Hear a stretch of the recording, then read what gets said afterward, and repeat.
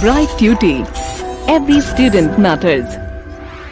Now we are going to start with History of Class 12, Theme 3, which is named as Social Histories using the Mahabharata.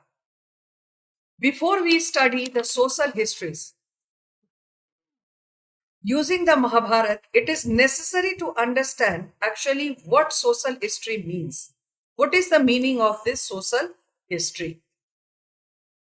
We must have to collect the knowledge about such institutions like social class, caste system. These are the most important topics and the things which we have to discuss. Social class, then caste system, family, concept of the family as an institution, kinship, and gender. Then lastly, it is gender, which we must have to know about that. What are these factors? Social history. The question comes about that actually what is social history? So, according to that, the social history, it's a historical study of an area. It's a historical study of an area, and the writers, some of the writers, they consider it a social science that attempts to view historical evidence from the point of view of developing social traits, their gradual development, how the society changed. So, in this view, the social history may include areas of economic history, legal history, and the analysis of other subjects of social society that show the evolution of norms, changes in norms everywhere, in every sphere, in economic history, in legal history, how the changes, how the development took place. So this is all about that. It is distinguished from political history. How it is different, social history is different from political history, military history, and the so-called the history of great men. Social history is often described as history from below or grassroots history, the beginning of the society, the grassroots, the lowest level of the history is the social history. Unlike the other approaches, it tries to see itself as a systematic form of history, not limited to the statement of so-called historical facts. What we are calling it, the historical facts, which is available with us. We are going to discuss about the social history. It is not limited with that only. The question in social history is whether the masses follow the leaders or is it the other way around. So the society, the next it is about all such things we are coming to discuss in this. The changes in political and economic life, what we are going to discuss inside this chapter, the changes in political and economic life, which took place between the C means approx. This means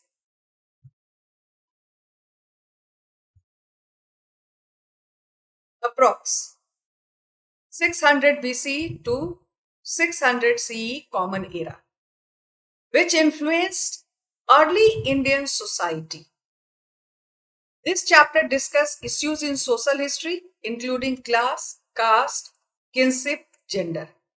It also introduces how textual tradition have been used by historians to reconstruct history. This is the text which were available to the historians, and according to that, these historians they try to reconstruct the social history, means to give us the idea, to throw the light on the social history. According to the textual traditions, historians use textual tradition to understand changes in polity and economy, means the political system, as well as the economic system of the country. or wherever the society they are going to study that. Some texts laid down norms of social behavior, others described and occasionally comment on a wide range of social situations and practices. Catch a glimpse of some social factors from the inscriptions. What were the social factors which were used by the historians to throw the light upon that the structure of the society, how it has been practiced, some of the facts collected by the historians which we are going to discuss was written from the perspective of some social categories. Whatever the inscriptions or the facts which is available in a textual form, they have their certain perspective and they are based on the some social categories. So we need to keep in mind who composed it and for whom it is composed. In which ruler's period it was composed, who has composed this text, what was its perspective, and what type of the social order they have collected and selected for their writings. We also need to consider the language of the historical text and the ways in which it circulated. The language also matters a lot. So the language is also one of the important factor which is to be considered by the historians when they were trying to collect the ideas, to collect the information, and in which period and which language it was circulated. They also have given a detailed description about that, the circulation of the text. Under the central story of Mahabharata, what it says about that. The colossal epic Mahabharata depicts a wide range of social categories and situations. Mahabharata, like any other epic, contains vivid descriptions of battles, forests, palaces, and settlements. The central story of the Mahabharata is about two sets of warring cousins, Pandavas and other was Kauravas. So this is about that the central story of Mahabharata is about two sets of warring cousins, the war between the two cousins. It describes a feud over land and power. And these were the Kauravas and the Pandavas who belonged to a single ruling family of the Kuru, a lineage dominating over one of the Janpadas, one of the important Janpadas. This conflict ended in a battle in which Pandavas emerged victorious. The victory was with the Pandavas. After that, patrilineal succession was proclaimed. This is the system of that the family, which were followed by the Indian society in those days. Textual traditions. From the text, how we are getting this description about that, the changes and the development and the evolution, how it took place in the society, and what the historians used to explain or to describe it. Historians use textual traditions to understand changes in political and economic system. This is about that. The polity means the political and economic system. Some texts lay down norms of social behavior. Others describe and occasionally comment on a wide range of social situations and practices. We can catch a glimpse of some social factors from these inscriptions. Each text and or inscription was written from the perspective of some social categories. We need to keep in mind who composed it and for whom it has been composed. We also need to consider language of the historical text and always in which it circulated. So both the way, in which language it was created, which language was used to create or to write the text, and the circulation among the people, among the common people, in which language it was done. So everything matters. So about the development of the society, about the language which was used to record the text, to write the text, as well as the language which is circulated among the people. This is now about that the colossal epic means it's a wide use. Epic Mahabharata, it depicts a wide range of social categories and situations. It is like any other epic, contains vivid descriptions of battles, forests, palaces, and settlements. The central story of Mahabharata is about two sets of warring cousins. Who were the two sets? The Kauravas and the Pandavas. So the central story of Mahabharata, it describes a feud over land and power. Land, and not only that, the territory, but the power, the authority also. This was the war on that basis. So these were the Kauravas and the Pandavas who belonged to a single ruling family, were the Kurus, a lineage which was dominating over one of the important Janpadas known as Kuru. The conflict ended in a battle in which the Pandavas emerged victorious. Pandavas won the battle, and after that, and their own words only, the patrilineal succession was proclaimed. After the winning in the war, the Pandavas they had claimed about that the succession, patrilineal succession.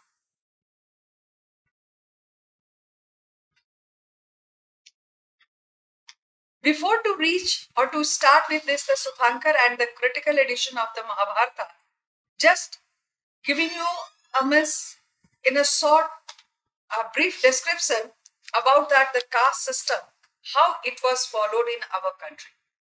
There is a little doubt that the caste in its sub-elementary form has existed in India since times immemorial. No time is fixed when it has been started and the people started following it. But it was in the later Vedic period that there developed what is known as the Varna Dharma, or the division of the society with four castes, namely the Brahmins, the Kshatriyas, the Vaishyas, and the Shudras. In the earlier stages of its evolution, this change, the development, the institution of caste had not possessed that rigidity. In the beginning, when it was introduced, with the rigidity, it was not been followed. It was not difficult for a man to change from one caste to another. One example is quoted over here about Dronacharya, the celebrated military instructor of the Pandu brothers of Mahabharata, was a Brahmin by birth, whereas the great Krishna, who expounded the philosophy of Gita, which is known as, became very famous with Bhagavad Gita, was a Yadav Kshatriya by birth. As regards the other essential of the caste system, there is nothing to show that interdining and intermarriage between members of different classes were prohibited. Although a free social intercourse of the three upper classes with the Sudras was looked down upon with the passage of time, however, caste distinction became more rigid and each group began to develop its own social code and organization, and which resulted these groups strictly hereditary and change from one caste to another became increasingly became increasingly difficult and almost impossible. This is the gradual development, evolution in the caste system. One example is quoted about the Mahabharata in the beginning. Example is given over here about the Guru Dronacharya. After that, it is compared with that the Lord Krishna. Then it comes about that a factor which helped in increasing the number of castes was the fact that every tribe, guild means the group of merchants, and occupational group formed in itself into an exclusive caste or subcaste. Some of the foreigners, like the Greeks, the the Sakas and the Hunas who had adopted Hinduism were assigned new castes. Thus, the number of the caste multiplied further in course of time. So these are the number of population increased when the people migrated or coming from the different parts of the country and adopted Hinduism. So the gradual development is there, caste is there, then subcaste, then subgroups were divided. As the number of caste grew, so also did the rigidity of the system. In the same way, in the beginning, in the later Vedic period, when this caste system was introduced, which was known as the Varna Dharma, at that time it was not followed with a very rigidity. It was very flexible. A man can change from one caste to another. But the gradual development has made it rigid.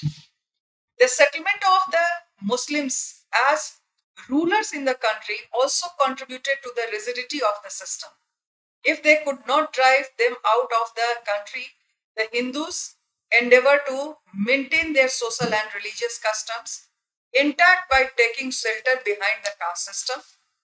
Free and social intercourse with their Muslim rulers was forbidden by the Brahman leaders of the society. So this is about that, the rigidity of the caste system development and the evolution in the caste system. Now coming to discuss about that, the V.S. Suthankar. What are the things which he found and he has collected from the Mahabharata? V.S. Suthankar, he was a Sanskrit scholar of India. He was a Sanskrit scholar, undertook a work of preparing a critical edition of the Mahabharata and appointed a team of various Sanskrit scholars. And what was the work done by his team? The team collected Sanskrit manuscripts of the text written in various scripts from different parts of the country. Even though what is that the collection says that Mahabharata was not only written in Sanskrit. Sanskrit manuscripts were also there. But in other scripts also it was written, which was collected by the group of the scholars under V.S. Suthankar. They compared the verses from each manuscripts, and all these scripts were found in a form of a manuscript. Finally, they selected the verses that appeared common to most verses. The verses which were found by these scholars in a form of a manuscript they have collected. This is the original book of the Mahabharata, the critical edition, which is written by V.S. Suthankar. It looks like this. Then what happened? These verses, which were collected, the common verses from the different languages, the different scripts which has been collected by the group of scholars, they have published these verses in several volumes in 13,000 pages. And there were several common elements in the Sanskrit versions of the society. Enormous regional variations were also found. Now, in this Mahabharata, in this, what they have collected, the common thing, what they have just thrown the light upon this, the Mahabharata. The variations in different parts of the country from wherever they are going to collect the manuscript related to this greatest epic of our country, they found the variations. The variations of Mahabharata reflect the complex process that shaped social histories through dialogues between dominant traditions and the resilient local ideas and practices, and which is characterized by moments of conflict as well as the consensus. Both the way, conflict were also there and the consensus were also found.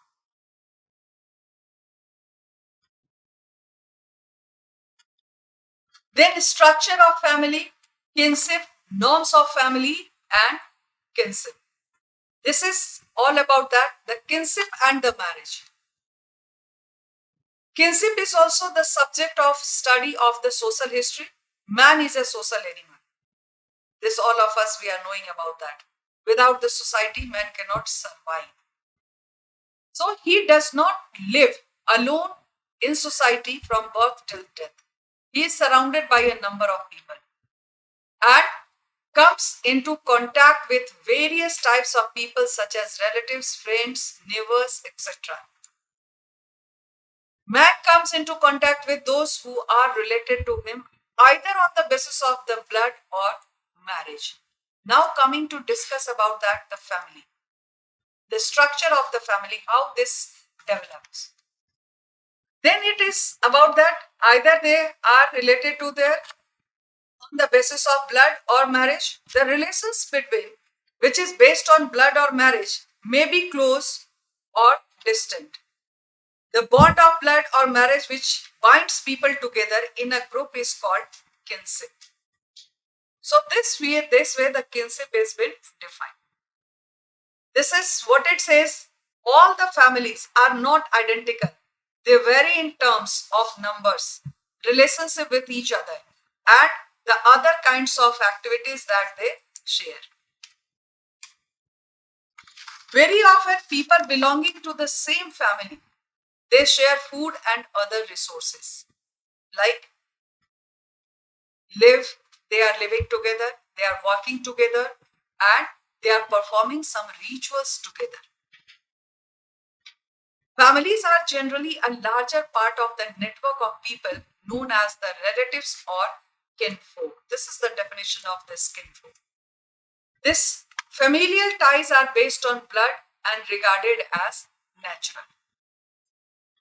So this is about that. The bond of marriage is called affinal kinship. When a person marries, he establishes relationship not only with the girl whom he marries, but also with a number of other people in the girl's family.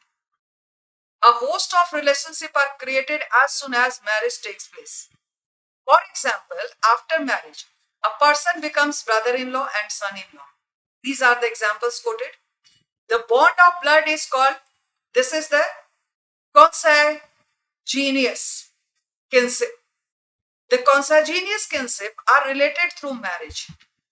The bond between parents and their children and that between siblings is the blood relationship. Siblings are the children of the same parents. So this way the siblings are also been defined. The son, brother, sister, uncle, elder uncle, nephew and the cousins are, this is the consanguineous kins related through the blood. So this way the kinship and the marriage is been defined, which defines the structure of family, which defines the kinfolk, norms of family and kinship. Then it is about that they are defined in many ways, such as in some society, cousins are regarded as relatives and in other societies they are not. In the case of early societies, it is easy for the historians to retrieve information about the families of elite classes. On the other hand, it is very difficult to reconstruct familial relationship of ordinary people. Another important factor is the attitude towards family and kinship. It also investigated and analyzed by the historians. They have also done the investigation to try to find. They tried to find out the facts about that, and on the basis of that, they try to analyze. The analysis has been done. These factors are important as they give insight into the people's thinking.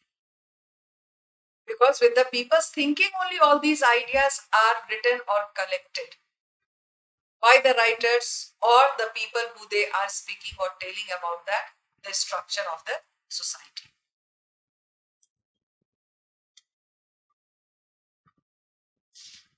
Just now in the previous slide, we have discussed about that, the victory of Pandava and the succession of the patrilineal succession. So now coming to discuss about that, this is the patrilineal idea of kinship and succession. In this, we have to discuss, special focus is given on the gender. Patrilineal is the father, grandfather, father and son. matrilineal, which comes from the mother side. So let's discuss about that. What was the status of gender? Social history studies the position of women and the causes of gender discrimination or status of women.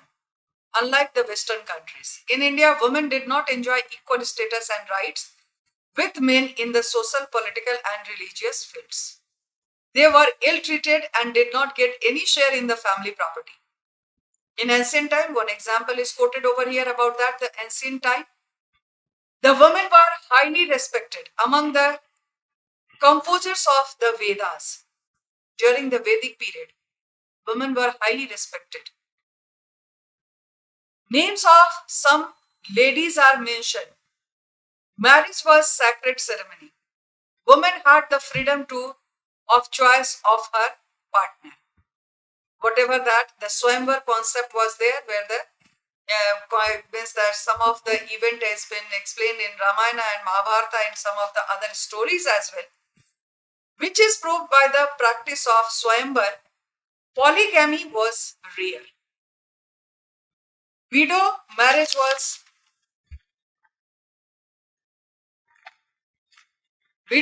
was prohibited. Child marriage and the female feticide were unknown. Thus, the standard of female mortality was very high, and the women enjoyed an honorable position in the society. This we are talking about that the Vedic age. Gradually, the position of the women in society began to degenerate. Evils like sati, child marriage, prohibition of widow marriage, and female infanticides, that is entered in the society. Our topic is about the patrilineal. Why the gender discrimination has started? With this, the term only, the patrilineal, moment it has been started using in the society, it is practiced in the society, gender discrimination also took place. The women were confined to household work. A daughter began to be looked upon as a source of misery, while a son as light in the highest heaven. This way the differentiation, both the children or both the child is of the same parent, but discrimination started. The daughters could not own property. She could not take part in politics. A woman was expected to rear children, prepare food, and remain obedient to her husbands throughout the life. So this is all about that, the practice which has been started following in the later Vedic period.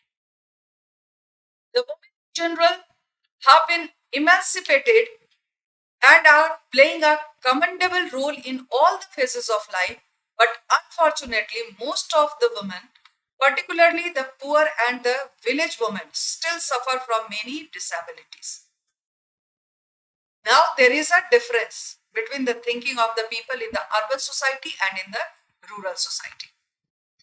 They are still treated as slaves in the rural society. Still that the development is not there, the thinking is not been changed. The raised condition of a raped woman and the stigma attached to divorce or single women are the worst weapons that Indian society uses to degenerate or to degrade the woman. All these problems of women need to attention of the government and the non-governmental organizations. So this is all about that from the Vedic period, in the later Vedic period, and how the gender discrimination started, practiced by the Indian society, by the Indian people. Where is the root? Now we are coming to discuss on the point of this. The patrilineal, the idea of kinship and succession. Patrilineal means that the tracing descent from father to son, grandson, and so on. Matrilineal is the term used when descent is traced through the mother side. Under a patrilineal system, sons have claims to their father's wealth when the latter died. In case the king did not have a son, he was succeeded by one of his brothers, so that the daughter is not given the chance. he has to succeeded by his brothers. Sometimes other kinsmen claimed the throne, and it was a very exceptional case that women exercised power. Example is also given about that. The daughter of Chandragupta II, Prabhavati Gupta, she has claimed the property of her father as he was not having. Chandragupta II was not having his son. So this is about that, the kinship and the marriage. Mahabharata, what does it tell about that? The institutions of kinship, marriage, caste system and the classes. Inside the Mahabharata, because this chapter is focused on the Mahabharata. So each and every sphere, types of the marriages followed by the people, or we can say that the characters which is involved in Mahabharata, and in the same way it was practiced in the society. Then we have to come to discuss about that, the rules of the marriages. So this is about that. In Mahabharata, we try to identify the points when kinship relations were changed. Mahabharata is a story about a family relations. It is a story about dispute over land and power between the two cousins, the Kauravas and the Pandavas, and they belong to single ruling family of the Kurus, who ruled as Mahajanpadas. The conflict between the two families ended a battle described in the great epic Mahabharata, and in this battle the Pandavas came out victorious. After that, patrilineal succession was proclaimed. Patrilineal means male-dominated system with descent reckoned through male line. The sons could claim the resources, including the throne in the case of kings, of their father, when the latter died. The patrilineal existed in the early states, but the central story of Mahabharata reinforced the idea. Mahabharata tells why conflict arose among the Kauravas and the Pandavas, who belonged to the same family. Both of them were the cousins. Now, what it says about that, the rules of marriage. According to Dharma Sutras, recognized 8 forms of marriage. This is the 8 forms of marriage which is recognized by Dharma Sutras and the Shastras. Out of these, 4 forms of marriage were considered. This is considered as good. The remaining marriages were condemned because they do not follow Brahmanic norms. The Brahmanical norms are not followed by the rest 4 forms. So women could not get any share in her parental property. So this is all about that. This is also according to the rules of the marriage. Moment that the daughter gets married, then she cannot claim in their parents' property, in their father's property. Exogamy, this is the marrying outside, was considered desirable. Kanyadan, or the gift of a daughter in marriage, was an important religious duty of the father. This is the process of Kanyadan, which is also related to this. As per the Manu Smriti, this is considered as the very important religious duty of a father if they are, or he is having a daughter. The Brahmins laid down codes of social conduct, of social behavior to be followed by themselves in particular and the rest of the society in general. The most important such work was Manu Smriti, compiled by sage Manu in AD 200. The Dharma Sutras recognized as many as 8 forms of marriage. The first 4 of these were considered as good, while the remaining were condemned.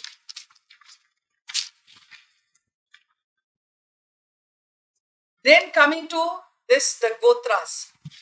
After this, the first 4th marriage, 5th and the 6th forms of marriage from the Manu Smriti. First is the first 4 we are coming to discuss. According to that, the Dharma Shastras, this is considered as good.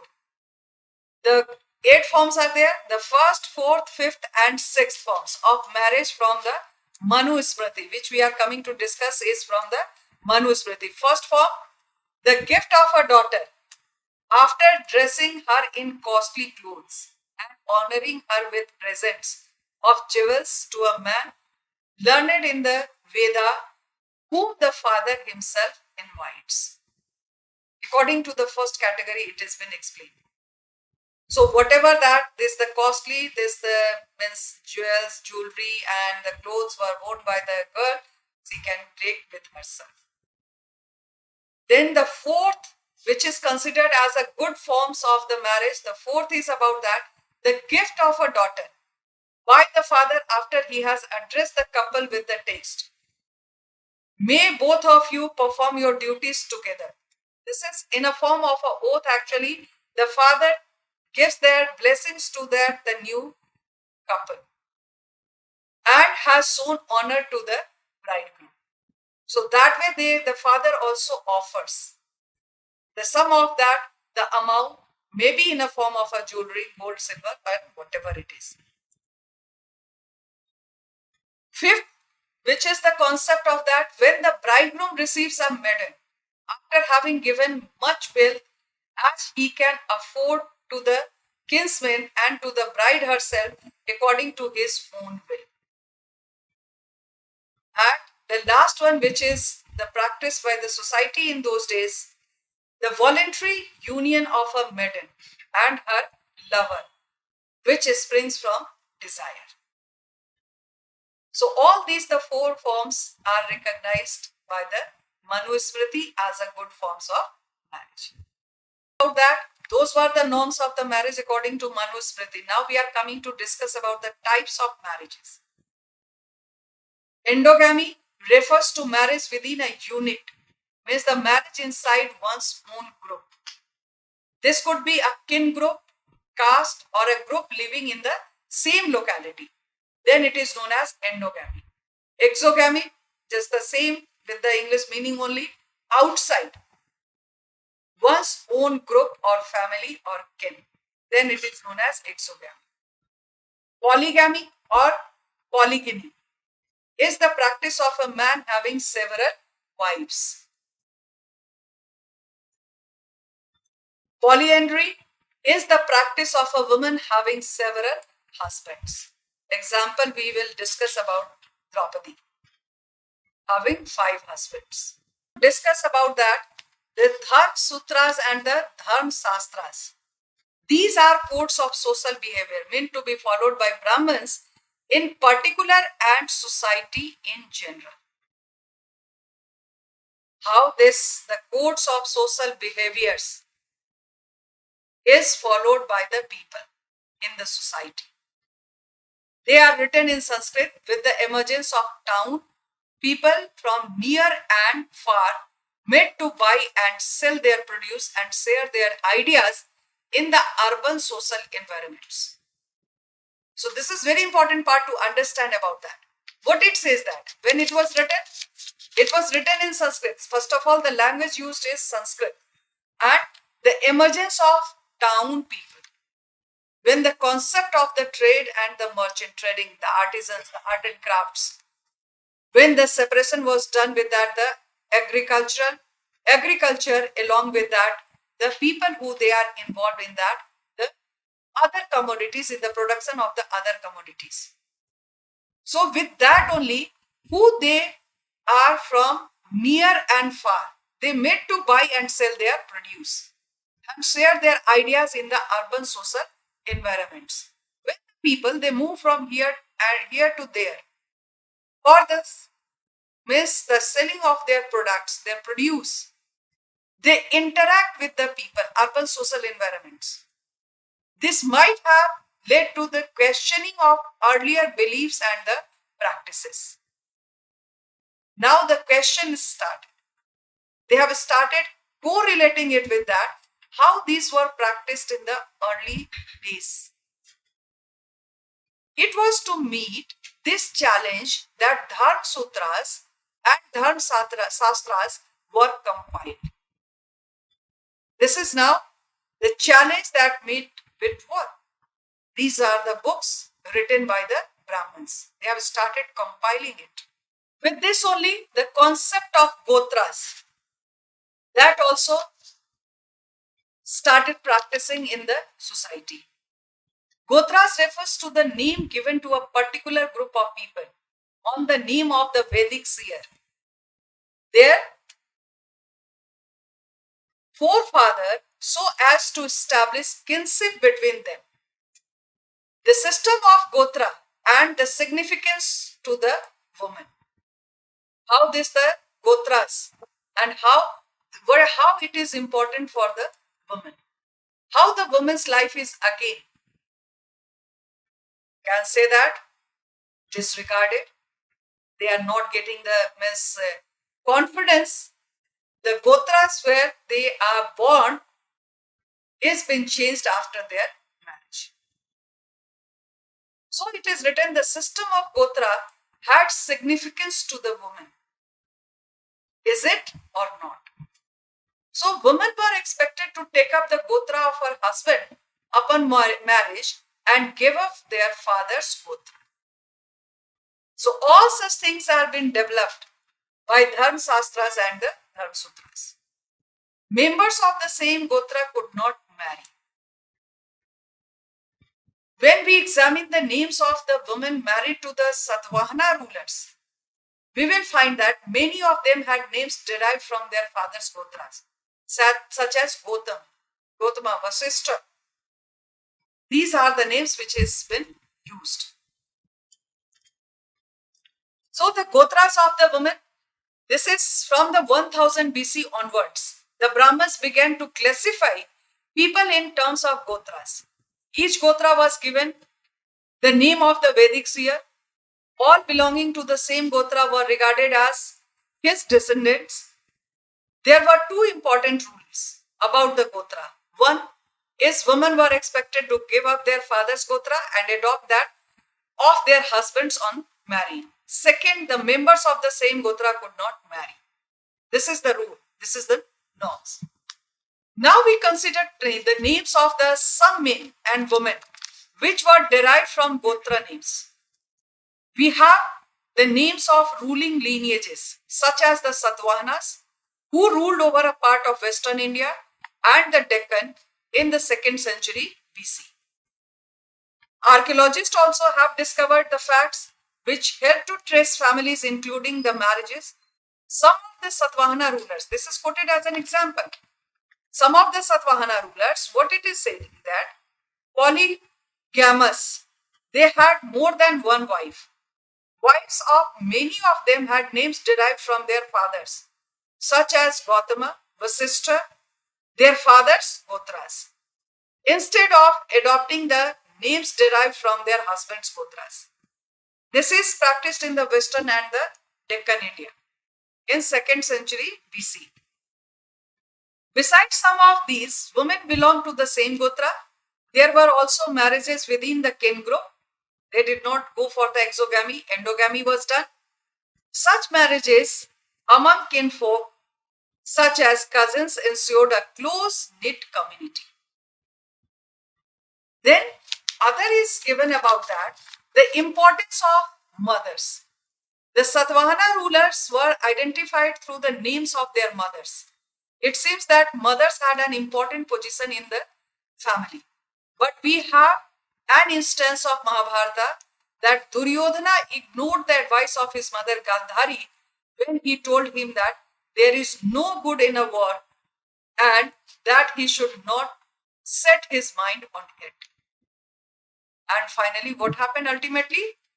The battle was won by the Pandavas and they lost their lives. This is about the Dharma Shastras and the Sutras, which states the rules about the ideal occupation of the categories or the Varnas. The Brahmins claim themselves as the rank first in the social order. This is all the claims. God has not created anything. While placing groups classified as Shudras, the lowest strata of the society, Brahmins at the top and the lowest is the Shudras, which were also considered as untouchables at the very bottom of the social order. Birth determined the position within the order. Means that once a child is born in a particular family, whether it is Brahmins, Kshatriyas, Vaishyas or Shudras, that particular child till his or her day death, they will remain in that the category, in that social order. So this way now it has been started following and on the basis of the rigidity, which was not there in the early Vedic age. So here it is again given that they retained, this is all about that, the Gotras, what we are talking about that, discussing about that, they retained these names instead of adopting names derived from their husbands' Gotras as instructed by the Brahmanical rules. Some of the women married to Satvahana rulers belong to the same Gotras, means that the endogamy was practiced. Some of the women they have married, as is obvious, this ran counter to the ideal of exogamy recommended in the Brahmanical texts. In fact, it exemplified an alternative practice, that of endogamy or marriage within the kin group, which was prevalent among several communities in South India. So this is the exceptional cases exemplified as an alternative practice, which is based on that, the endogamy or marriage within the kin group. Such marriages amongst kinfolk ensured a close-knit community. Now, inscriptional evidence regarding the inheritance of Gotra among the Satvahanas. Were mothers important? Satvahana rulers were identified through metronymics, which suggests that mothers were given importance. But their succession to the throne was generally patrilineal. Name is from the mother side, but the succession is from the paternal side. So the several inscriptions of the Satvahana rulers mention the name of their mothers rather than their fathers. For example, it is Gautami Putra Satkarni. Or somewhere you may find that this Siri Satkarni is also there. And this Gautami Putra Siri Satkarni was the son of Gautami. This inscription mentioning Gautami Putra Satkarni, son of Gautami, which is inscribed, means that just on the coins which were used during the Satvahana rulers. Caste and social differences within and beyond the framework of caste. This is the caste system and the social differences, how it has been practiced. According to the Dharma Shastras and the Sutras, which states the rules about the ideal occupation of the categories of or Varna system. According to the Varna system, this categorization is been done. So how the social differences beyond the framework of the caste system were practiced? So this caste refers to a set of hierarchical ordered social categories, which is laid down in Dharma Sutras and Dharma Shastras. Brahmins claim that they were the place themselves on the top and the Sudras at the bottom. They claim that this order was divinely ordained. Not only that, means that what the Brahmins they claim themselves about this, the social order, they claim themselves as the divinely ordered. Not, it is not created by them, but this is the divine order. The Dharma Sutras and Shastras describe the rules about the ideal occupations of the four categories of Varnas. Brahmins were supposed to study and teach the Vedas, perform sacrifices,